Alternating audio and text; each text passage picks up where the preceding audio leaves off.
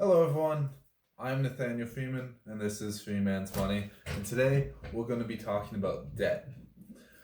Before we jump into that, first I want to explain I am not a financial advisor. I talk about all this stuff out of my own knowledge. I am a mortgage agent with Dominion Lending. We might talk about that in a little bit, but today's main topic is debt.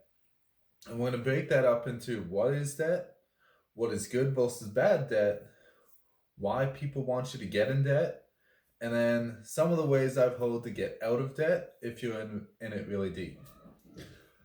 So, what is debt? Debt is when you owe somebody else money or you owe a corporation money and they charge you interest on that money. So, credit cards are an example of debt. You use a credit card, you now owe that company the amount plus whatever interest they charge you if you leave it on the balance. So, what is good debt? Good debt I define as two things.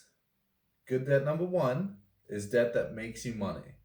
So, if you bought a rental property and you got a mortgage on that, and the rentals paid you more than the mortgage paid you more than a mortgage, then you'd be paying down the mortgage at a rate that you're still gaining money on it, and they're paying for that interest for you.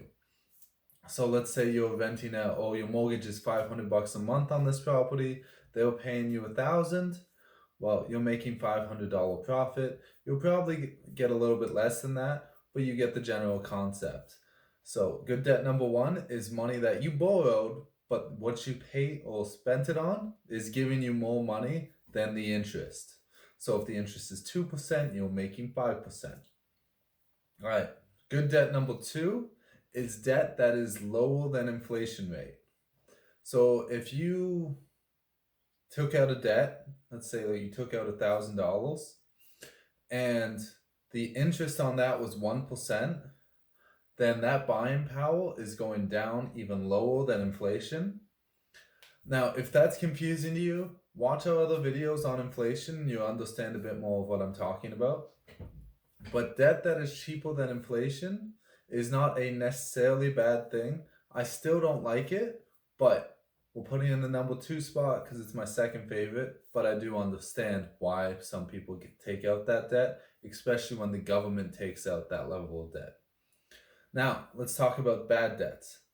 Bad debt is when you're paying for something and it doesn't pay you back, or it doesn't pay you the interest rate. So if I took out $5,000 and it's got a 20% interest rate because I took it off my credit card and I invested in stocks, that's not a smart decision because now my interest rate on the credit card is 20%, while I'll probably be making like 5% off the stocks and dividends, maybe 9.8% if I put it into a good index fund. But it's not 20%. So I'm losing that 10% interest rate. So that's not good debt. Or when you just take out debt to go on a family vacation or anything. I know we all love those experiences. I know we all love to go on vacation. But hear me out. If you take out $10,000, you're going to pay $2,000 on that interest if it's 20% interest, and that's the average for credit cards. So $10,000 off your credit card, it's $2,000 a year. In 5 years, you'll have paid $10,000 in interest and owe $10,000. It's not worth it. It's not. Now, what I'm saying is, you gotta know your debts, whether it's good debt or bad debt. Mortgage that's making you money, good debt. Stuff you're paying more into than you're getting out of, bad debt. Very simple, easy to remember. Now, why might somebody want you to get into debt? It sounds nefarious, and it a little bit is. But people want you to get into debt because then you're paying the money and interest rate. For example, credit card companies want to give you that big high amount so that you can go on those expensive vacations, or you can go on that shopping spree, or you can buy that Gucci handbag or whatever clothing stuff you want, because they know that most people aren't going to be able to pay off that full balance in time, which means they're going to make money off the money they gave you because of the interest rate. It's the same thing with mortgages. Mortgages have interest rates so the company can make money off them. So when TD Bank is giving you a mortgage, it's like, yeah, they're helping you buy a house, but that interest rate is what they're charging you just for borrowing the money, so they're making money off of your money. So that's just one of the ways that people use your money to make themselves money. So that's something to consider when you offer that, hey, we'll give you this expensive credit card, or you can have this $50,000 line of credit, or 30,000 credit card. Like they're saying, yeah, we'll give you this, and hey, congratulations. But in the background, they're like, yes, spend as much of it as you want. Sorry about that, because we're gonna make money if you don't pay it off in full, and if you do pay it off in full, then hey, no harm, no foul. So keep that in mind, okay? There are 3 good ways to pay down your debt. There's the method where you take all your sheets and take everything you owe to each individual and you pay down the lowest one first. So let's say you owed $500 to Templeman's and $2,000 to TD and then $1,000 to Scotia. You would pay off the Templeman's, then you would take that payment you were putting towards the Templeman's payment, put them both towards the Scotiabank payment, then you take those two and add them to the TD payment till all your debts were paid off. That seems to be the method that works the best for most people. The reason is you get that feeling of accomplishment when you pay off that little debt, and then it compounds as you pay off more of them.